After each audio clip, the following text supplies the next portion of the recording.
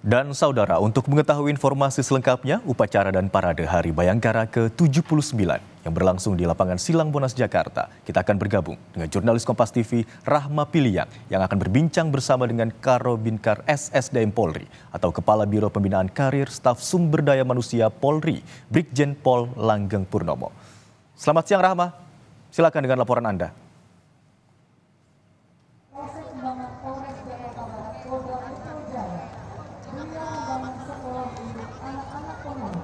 Iya, selamat siang Imron. Memang kita masih melihat masih ada rangkaian dari peringatan Hari Bayangkara yang ke-79 Imron. Dan tadi kita juga sudah mendengar bagaimana dengan amanat yang disampaikan oleh Presiden Prabowo Subianto dan juga sambutan atau pidato yang juga disampaikan oleh Kapolri Jenderal Listio Sigit Prabowo. Nah, untuk mengetahui lebih mendalam Imron dan juga saudara bagaimana dengan Hari Bayangkara yang ke-79 ini, temanya seperti apa begitu Imron, dan apa saja yang di-highlight pada Hari Bayangkara ke-79 ini. Saat ini saya sudah bersama dengan Karobinkar SSDM Polri bersama dengan Brigjen Pol Langgeng Purnomo. Terima kasih Bapak terima kasih mau berbincang bersama kami di Kompas TV. Bapak, kita tadi sudah mendengar terkait dengan apa yang disampaikan oleh Bapak Presiden Prabowo Subianto, juga pidato sebentar ini dari Bapak Kapolri begitu. Nah, saya ingin menanyakan terkait dengan tema yang diangkat pada Hari Bayangkara ke-79 ini adalah Polri untuk masyarakat. Mungkin bisa diterjemahkan Bapak kepada kita, ini aksi nyata Polri dalam setahun terakhir ini terkhususnya pada pelayanan publik dan pendekatan humanisnya seperti apa Bapak? Polri untuk masyarakat merupakan spirit jiwa semangat nilai juang, yaitu Rasta Swakotama, abdi utama daripada nusa dan bangsa, dan juga untuk melaksanakan perintah penekanan Bapak Presiden agar Polri hadir di tengah masyarakat. Kehadiran Polri di tengah masyarakat yaitu menjalankan tugas pokok Polri untuk mewujudkan Harkam Tipmas. Kemudian Polri terus bergerak konsisten, melindungi, mengayomi, dan melayani masyarakat dengan ikhlas.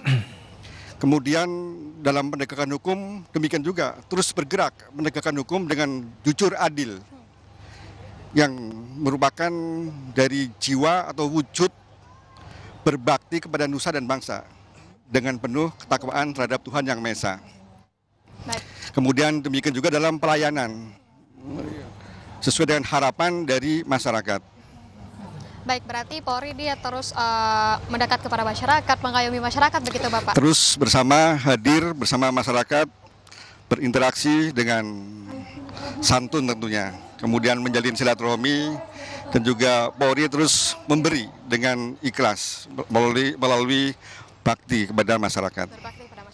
Baik Bapak, tadi kita juga mendengar dari yang disampaikan oleh Bapak Presiden Prabowo Subianto tadi dengan Astacita, dan ini juga terus disampaikan oleh Bapak Kapolri begitu ya Pak ya, adalah ketahanan pangan, swasembada pangan, dan juga makan bergizi gratis. Nah, dari Polri sendiri Bapak, bagaimana kontribusi nyata yang sudah dilakukan Polri untuk mendukung poin-poin tersebut Pak? Untuk mendukung Astacita Bapak Presiden,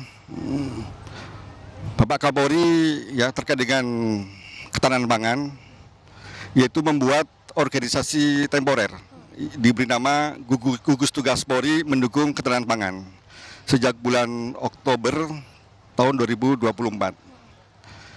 Kemudian Gugus Tugas Polri mendukung ketahanan pangan merupakan wujud yaitu dalam mendukung terwujudnya swasembada pangan ya.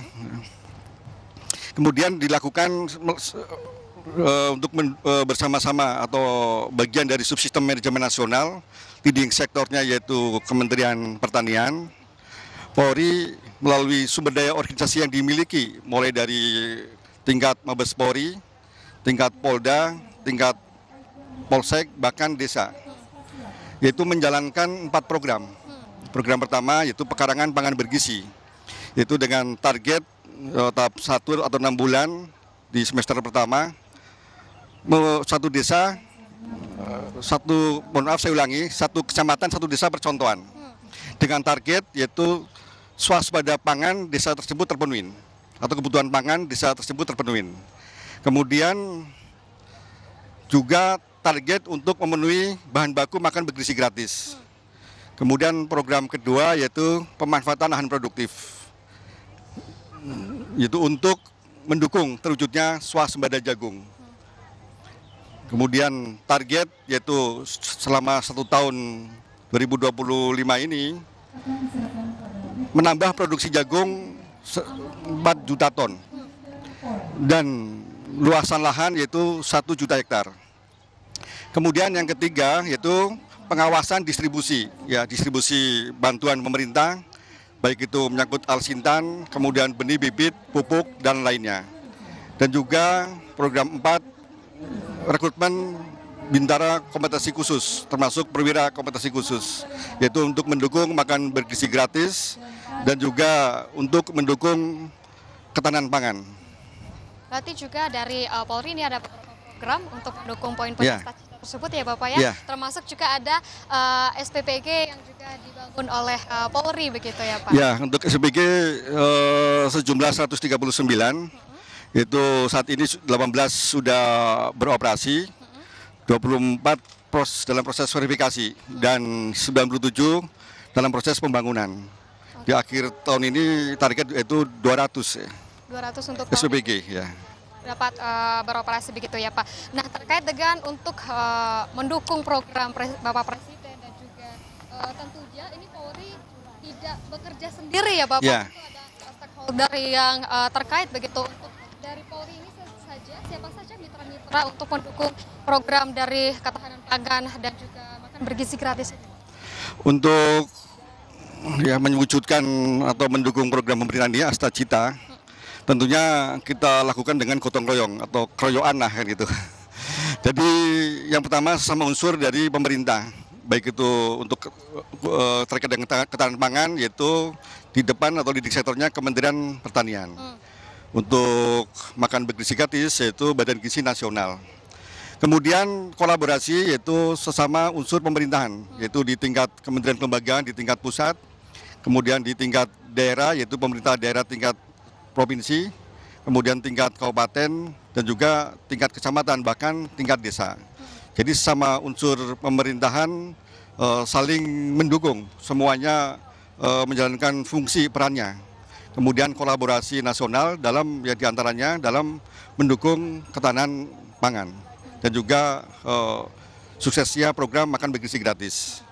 Kemudian kerjasama juga dilakukan dengan unsur yaitu komunitas, unsur masyarakat, yaitu dalam ini kelompok tani misalkan, yaitu terkait dengan ketahanan pangan, termasuk juga yaitu unsur dari lembaga LSM lainnya, dan juga unsur dari mahasiswa ya, ini terkait dengan komunitas. Kemudian unsur akademisi pun kita libatkan, yaitu terkait dengan keahliannya, pengetahuannya untuk memberikan saran masukan menyangkut evaluasi dan juga kajian-kajian, bahkan secara teknis sesuai dengan pengetahuannya melakukan pendampingan. Itu terkait dengan ketahanan pangan, misalkan contoh dalam penanam jagung misalkan yaitu menyangkut bibit atau benih yang unggul, termasuk juga melakukan pendampingan secara teknis yaitu bagaimana supaya hasil produksi lebih optimal. Dan juga kerjasama dengan unsur bisnis, ya, unsur bisnis juga dilibatkan, yaitu contohnya unsur bisnis terkait dengan lahan perusahaan pertanian, perusahaan sawit misalkan, yaitu lahan yang dimiliki termasuk berhutani itu dapat digunakan yaitu untuk mendukung penambahan lahan produksi jagung, yaitu mulai program tumpang sari.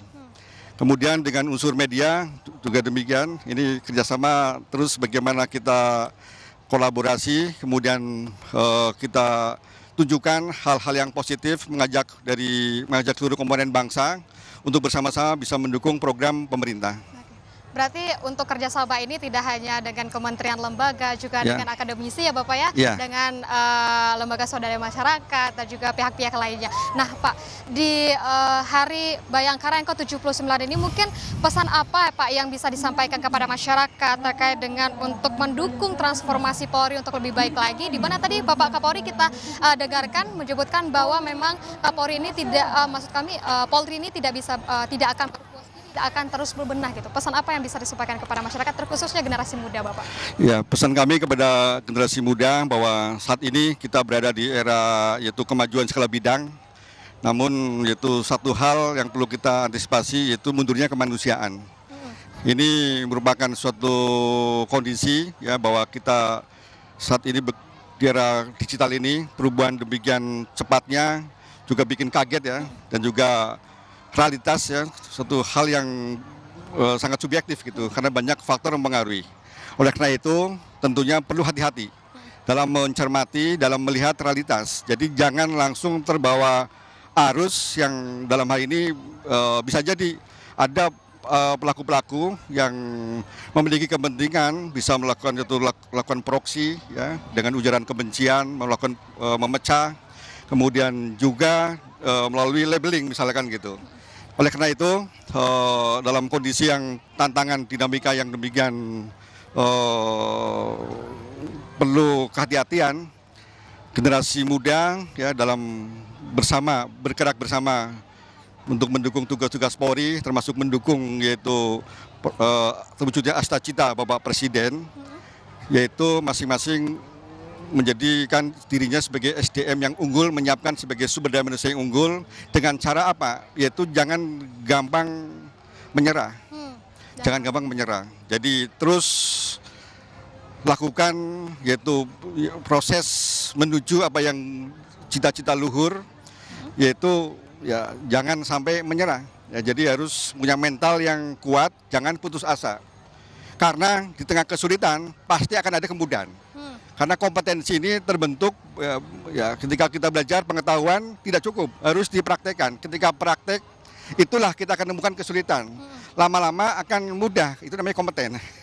Begitu. Jadi generasi sekarang ini terus punya cita-cita luhur, punya satu ide-ide, langsung saja jangan ditunda. Laksanakan, kerjakan, tuntaskan.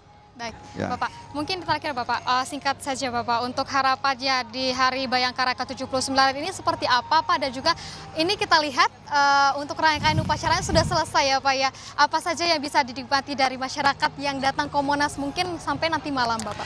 Ya, saat ini secara konkret di Monumen Nasional, Polri hadir di tengah masyarakat, ini sesuai dengan tema Polri untuk Masyarakat. Jadi setelah ini masih banyak yaitu program atau kegiatan-kegiatan ya untuk saat berinteraksi di tengah masyarakat bersama masyarakat, yaitu dalam satu nafas. Ya, silakan untuk bertahan di sini dengan senang, dengan gembira, dengan senyum. Yaitu masih banyak acara-acara ya hiburan-hiburan yang rohnya adalah bagaimana kita satu nafas, satu frekuensi, yaitu bagaimana kita berbakti untuk negeri melalui Polri untuk masyarakat. Baik, terima kasih Bapak Brigjen Pol Langgeng Purnomo selaku Karobincar SSDM Polri. Itu Imron dan juga saudara, bincang saya bersama Karobincar SSDM Polri terkait dengan Hari Bayangkara yang ke-79 ini. Selengkapnya kita kembali ke studio, Imron. Baik, terima kasih atas laporan Anda Rahma Piliang dari lapangan Silang Monas Jakarta dalam rangka acara Hari Bayangkara ke-79. Terima kasih, Kak.